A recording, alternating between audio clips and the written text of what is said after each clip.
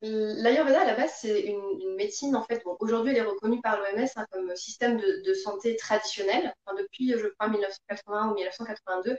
C'est une médecine holistique. C'est la première médecine au monde, sauf que les Indiens ne disposaient pas de brevet. Ils ne savaient pas, en fait, à cette époque-là, on n'était pas dans tous ces papiers, tout cet administratif-là. Et donc, ils écrivaient, au début, c'était transmis vocalement, en fait, hein, de maître à élève. Et ensuite, ça s'est transmis en écrivant sur des feuilles de bananier. C'est pour vous dire à quel point c'est arriéré.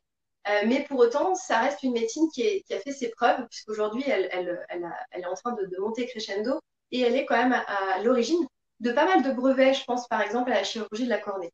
Et donc, l'Ayurveda, c'est une médecine holistique. Et quand on entend holistique, c'est-à-dire que c'est une médecine très globale, qui va vraiment cibler toutes les parties de votre être. En fait, elle considère d'ailleurs que le psyché a autant d'impact sur l'émotionnel que l'émotionnel a d'impact sur le physique, que tout est intercorrélé. Et en fait, c'est ce que je vous disais là un petit peu avant, c'est que c'est une médecine de l'écoute. Pour moi, ça a vraiment été une révélation. J'ai trouvé que je prenais un manuel, je l'ouvrais et en fait, je découvrais la connaissance de moi. Je savais qui j'étais, je savais ce dont j'avais besoin, je savais dans quel déséquilibre potentiel j'allais m'exposer, mais que je pouvais justement ne pas y basculer.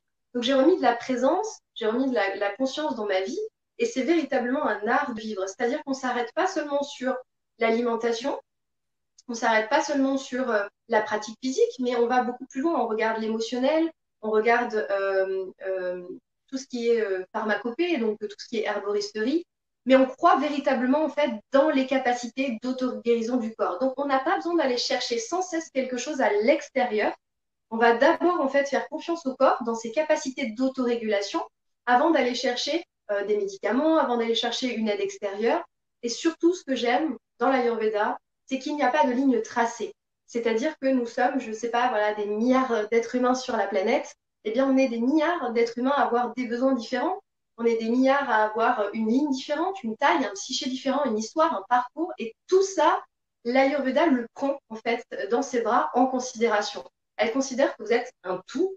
Et ce que j'aime aussi, c'est cette reliance en fait avec le sacré et avec le naturel. C'est-à-dire que c'est une médecine qui en fait considère que les règles du macrocosme, donc c'est-à-dire les règles de l'univers, de la nature, des saisons, eh bien, sont exactement les mêmes règles qui s'appliquent à nous, le microcosme.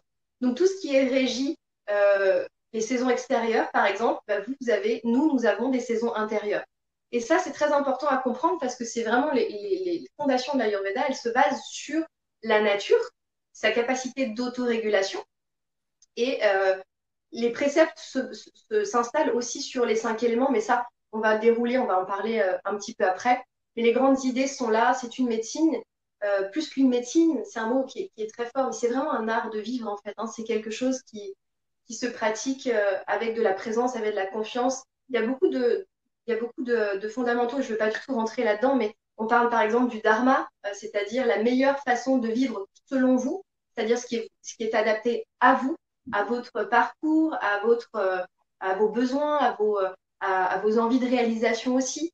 Donc ça va en fait influer sur votre alimentation, mais pas que sur votre relationnel, sur votre manière de vivre, votre manière de vous nourrir, votre manière de vivre au quotidien en fait. Donc c'est quelque chose qui est très global et qui est très très fort.